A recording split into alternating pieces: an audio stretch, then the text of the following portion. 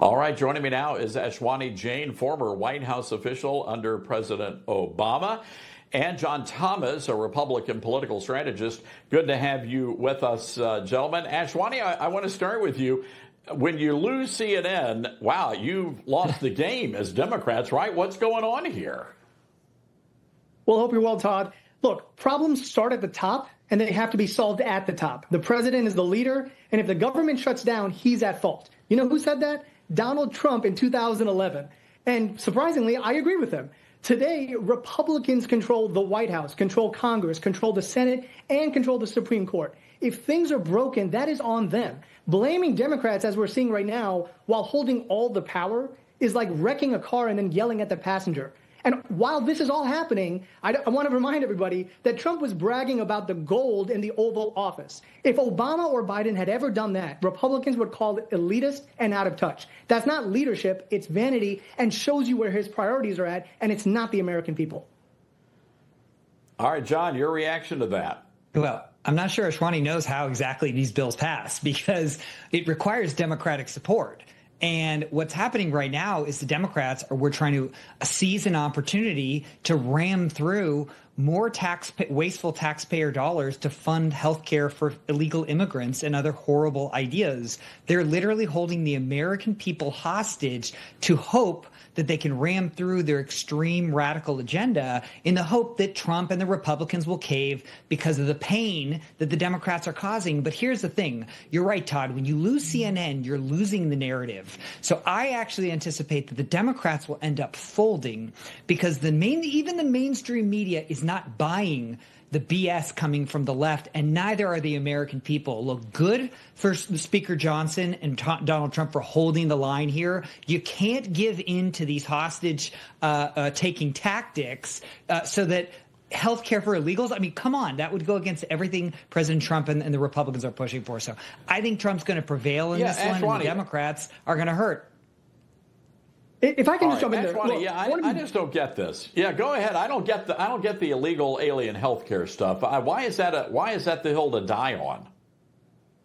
It's a complete lie. Look, undocumented immigrants do not qualify for Medicare. HHS, Trump's own HHS, Obama's, Biden's, have made that crystal clear. In fact, undocumented immigrants pay billions in taxes every year without getting those benefits. That's the truth. And so the fact that the GOP is pushing for this and claiming this is just factually inaccurate. And I also want to point out the last 3 times the government shut down, Trump was president and Republicans controlled the House and Senate. This is all proof that they cannot govern, and that's why we need new leadership. And I think that is the problem that Americans are seeing through right now.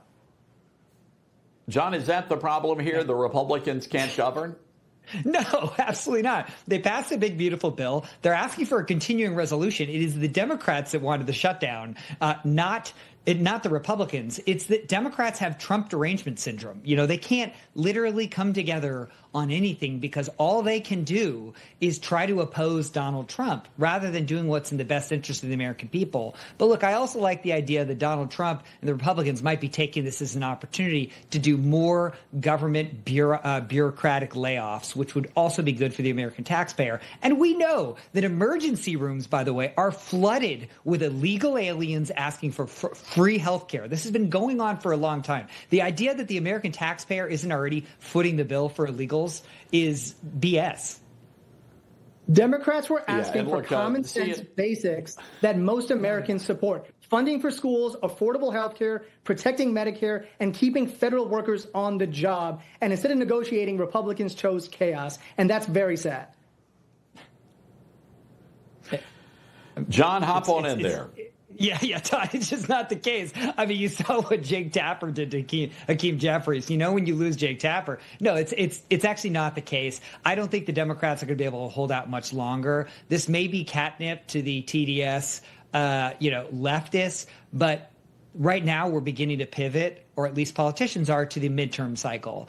And Republicans have a good chance to hold on because everyday Americans are seeing, look, there's a clear contrast. The Republicans want to keep moving forward with the government, want more deregulation, economic growth, and the Democrats just want to do anything to block Trump and cause chaos, and they're willing to shut down the government to put illegals ahead of American citizens. Well, and speaking of that, guys, we actually have video evidence of where the Democrats stand on providing health care to the illegals. Guys, let's roll this from 2020, the Democratic primary debate. Raise your hand if your government plan would provide coverage for undocumented immigrants.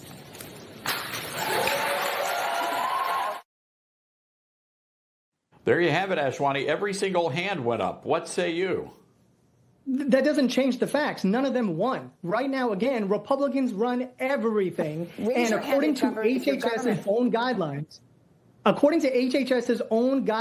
that has been set way before this administration has continued, undocumented immigrants do not qualify for Medicare, despite them putting money in every year, hundreds of billions of dollars into the system without getting those benefits. Those are just the facts. Guys, those facts are in great dispute, but we're going to have to leave it there. Ashwani, Jane, John, Thomas, we'll get you guys back. Appreciate y'all joining us today on this day 2 of the Schumer shutdown. Thanks, guys.